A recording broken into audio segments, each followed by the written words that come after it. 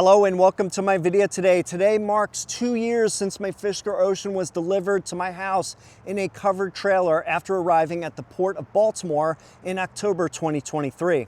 Little did I know the drama that would unfold over the next 24 months, including the bankruptcy of Fisker Inc., the rise of the Fisker Owners Association, Tsunami Automotive and Tidal-Wave parts supply, independent service techs, OV-Loop software updates and subscriptions, Fisker Diagnostics, OSR Solutions, Electrified Ocean, and more.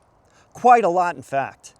More things are in the works now since when I purchased my Ocean.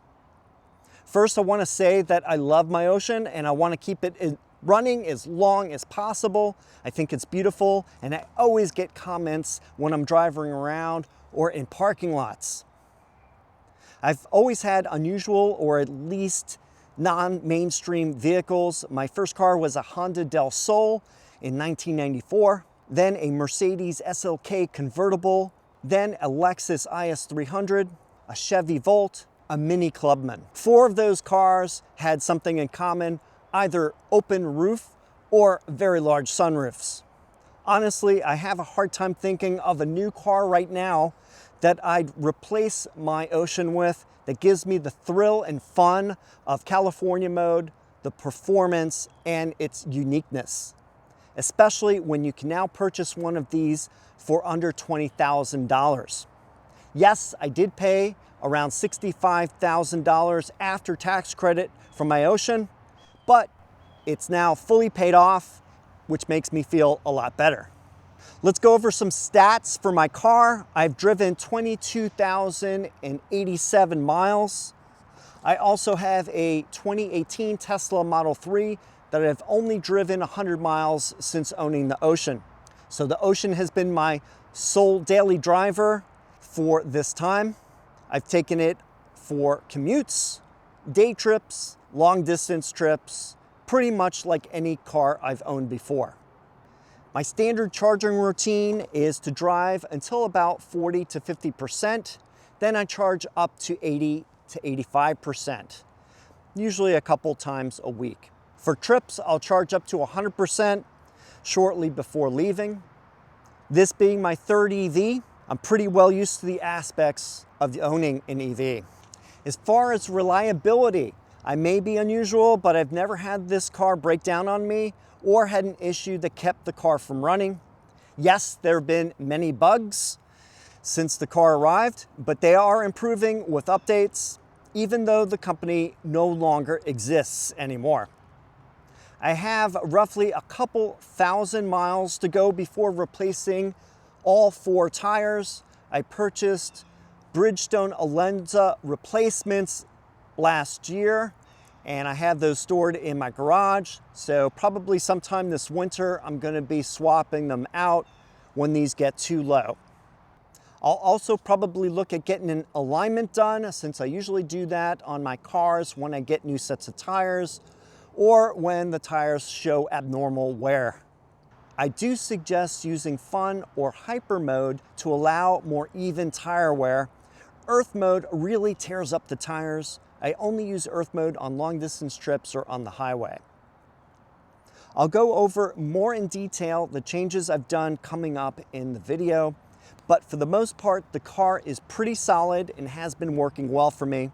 And the Ocean looks great, especially when freshly washed, which I admit I don't do enough.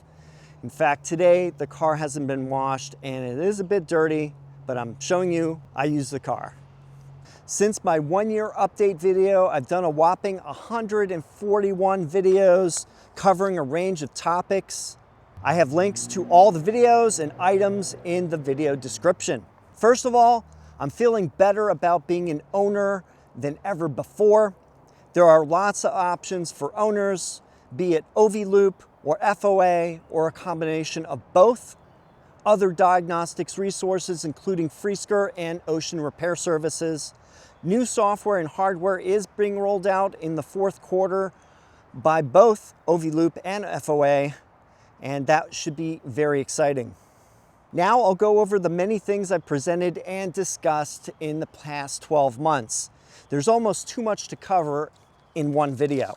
Last November, I installed the Errons Wave Design brake pedal cover, and that's in addition to the original design, which I think was easier to install. Either works great and solves the issue of the crumbling original pedal covers. I've done videos on the door handle inserts. If those are cracking on their vehicle, please immediately cover them until they can be replaced. I have a link for good 3D printed replacements that come in a variety of colors and 2 finishes. Luckily, mine have never degraded or cracked. And while I'm talking about the door handles, I replaced all 4 of them with the Gen 2A versions last May, and they've been holding up great so far. Another favorite mod that I did last November was the LED ambient lighting. I did 2 videos on that, one covering the dashboard and the doors, and another on the inside of the glass roof. Next up is the 12-volt battery. I covered a good jump starter that you could store under the hood if you ever have a dead battery. That said, if you have the original battery in your Fisker Ocean, most of these cars are now around 2 years old or older, and I do suggest replacing it with a new H4 size AGM battery before you have issues. Also install an inexpensive Bluetooth battery monitor when replacing the battery if you don't already have one. It's a good thing to track battery health. I have also covered 12-volt battery tender options, though personally I don't feel that they are really necessary as much as they used to be. The 12-volt battery management software and vampire losses are much improved. Though there is some benefit to using a battery tender when you leave your car for weeks or months without driving. You could leave the battery pack at 80 to 90%, then disconnect the EVSE, and then just use a battery tender to keep everything in good condition for many weeks. I also tested using a sodium battery in February. Unfortunately, the version I used did not work well with the car's IBS, and after several months I had to remove it and return it to lithium moto to figure out the issues. I have found that there are owners that have had no problems with their sodium battery with the Ocean, and others that have had issues. So I think the Ocean is finicky with the 12-volt battery. So the best solution right now is just to use a standard AGM H4 size battery. The U+ H4 that I have installed works very well, and it's very reasonably priced at Amazon. One of the most important things you can do to keep your Ocean running well is to inspect and protect the wiring connectors that are located around the exterior of the car. The most crucial are the several that are located in the front right wheel well area. There are 2 large connectors, also the VSP or Vehicle Pedestrian Speaker Module. There are also connectors inside the front bumper and also inside the rear bumper. So if you can do those, replace those, or have a service tech fix them if you have issues with any water intrusion. And if your connectors are clean, I would suggest wrapping them in silicone tape and then wrapping that with wire loom to keep them protected and to keep any moisture out. I also put a blocker on the front rail frame right here so that water coming down the cowl doesn't go forward into this area. It gets routed back behind the wheel well. I also have some other videos coming out that are going to be talking about sealing the hood with weather stripping and also relocating the cowl drain points that are on the left and right sides of the car. I've also done a few videos documenting road trips in my Ocean. I recommend filling up to 100% state of charge just before leaving on the trip. It's not good to leave the car, especially if you have the Ultra Extreme or 1 with the NMC battery packs. Don't leave them at 100% or below 10% for long periods of time. And then when you're driving, when you get down to 10%, charge it back up. I recommend only to about 70 to 80% because after that point, the charge rate really drops. In fact, it takes longer to go from 80 to 100% than it does from 0 to 80%. So frequent, shorter charging stops will make your trip go by faster. One thing that people may notice is that the rear reading lights may randomly turn on in the vehicle. It could be when you're driving or when it's parked. This is a hardware problem, and I showed a video of two solutions. You can either disconnect the wiring so that they just don't work at all, or you could remove the light fixture, open it up, fix the metal bracket in there that's used as a switch, and then when you bend it at a right angle, put it back in, you should have no problems anymore. In January, since there's not a whole lot to service on an EV, there are a couple things that I will go over. I showed how to replace the cabin air filter, and what I used was a modified Bosch filter that I found and ordered from Europe. However, now the original OEM version can be purchased through Tsunami Automotive and also Tidal-Wave, and that's been available since June. I recommend changing every year if you live in an area with dusty or high pollen, and if not, every 2 years should be fine.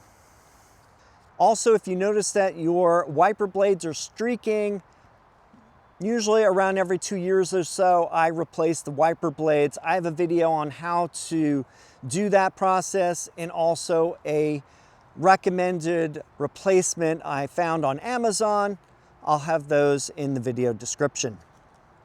I also had the recalled water pump done at that time. One of the few things that I worried about, other than only having one key fob when I got the car, was that water pump recall. Because at any point, if that pump fails, the car will go into limp mode and it will basically cause the car to crawl, and you can't use it on the highway. So I had that replaced. I feel much better about driving on long distance trips ever since that happened. And I do recommend getting that replacement water pump as soon as you can if you haven't already done so. This was due to the manufacturer Johnson Electric. The pump circuit board resistors failed due to not using enough conformal coating that kept the moisture from getting on the resistors and causing failure. The new replacement pumps don't have this issue, so that's what I recommend, get those replaced. In February, I had the hood strut kit installed. I had a pre-production version. The newer versions from the seller are even better with stronger bracket mounts and also slightly less pressure on the hood struts. So when the hood is closed, it's not putting too much tension on those mounts. I really like using the hood struts. In March, I covered silencing the overhead ADAS fan that could get stuck due to a diagnostic trouble code that doesn't reset. There's a couple ways to do this. You could use the ORS C-scan device or make your own PCAN tool. I showed videos on those. Later on, the OceanLink Pro app with its diagnostic section came out, and you can also use that to quiet the noisy fan. In May, another important thing is when jacking up the car to replace your tires, you should really reinforce the jack points. They are hollow plastic and can break and are extremely hard to find replacements for. My inexpensive fix was to use epoxy putty to fill in the gaps, and it creates a rock-like structure that will keep it from failing. May was also the month that we lost our 4G data to the car. I showed how to use hotspot from a phone to get data to the car. Now we have a solution by OVLoop with an annual subscription that includes the OceanLoop phone app, remote diagnostics, and 4G data. This will also be needed if you want the Ocean OS 2.5 and 2.6 updates. 2.5 was installed via OTA in September, and 2.6 will be coming out for me, beta testing this week. See my videos covering the changes that those updates provide. June was the month when we had a lot of new owners that purchased the reclaimed cars through the Chase buyback program and used Oceans in general. I presented a 25 things you should know about, as well as a new owner intro video. That should get you started if you recently purchased an Ocean. This was also the month that the Ocean Link Pro phone app was released for beta testing, and I did a number of videos covering that app. In August, I showed how to fix the washer fluid tank sensor. Basically, I replaced the rusted out sensor and put in a new one. However, I did not connect the power to it because I found out if you do, it will still continue to degrade. So if you don't connect power to it, you're not going to get an error or anything like that on the driver screen. You just have to remember to replace the fluid when it runs out. Also, make sure to clean out that tank. Any of the rusted sensor debris is in there and could cause problems like clogging the nozzles on the front of the car. So clean that tank out when you refill the fluid in that washer tank. Another topic is CCS charging. I've been testing multiple locations in my metro area. DC fast charging is exploding in growth with dozens of options near me now, and also on the routes that I take when I go out of state. I also did a lot of dash cam installation and review videos this summer. If you want the OEM look, I recommend getting the FitCam X. It blends in well with the rear view mirror. But for the best image quality and features, I must recommend the 70mi or the VIFO offerings. Coming out later this month and next month will be the OS 2.6 with the Apple CarPlay and Android Auto hardware kit and PKC 22. I could do a whole video about PKC 21 and PKC 22 changes for this year, and I may do so coming up. Some other accessory items include a phone mount for the center screen, rear aero flap replacements. I tested 3 different designs. Secure under-seat storage drawers for the front seats by Electrified Ocean. I used pool noodles for the hood brackets to protect my head when the hood is open. I did tow hitch accessories and testing. Other videos I showed how to find your PKC version, how to fix the 12-volt outlet if the fuse blows, plasti dipping the emblems and Ocean lettering. I also did a fuse box spreadsheet with all the fuse names decoded. I also covered 12-volt battery IBS calibration and also showed how to disconnect stuck vents. Before I forget, I would like to thank the dozens upon dozens of people that have researched and found solutions for the problems on the Fisker Ocean. Without their curiosity, resourcefulness, and hard work, we couldn't keep these cars running. And for those fellow Ocean owners, I wish you good luck with your car and that it gives you many miles of happiness. I try to release new videos every 3 to 4 days, and I'm amazed that I still have dozens of topics to cover in the pipeline. So stay tuned for more content. I'm not going anywhere, but don't be surprised if I do some non-Ocean related content every once in a while. I have other interests too. If you have any questions or comments, please leave them down below. Thanks for watching, and I'll see you in the next video.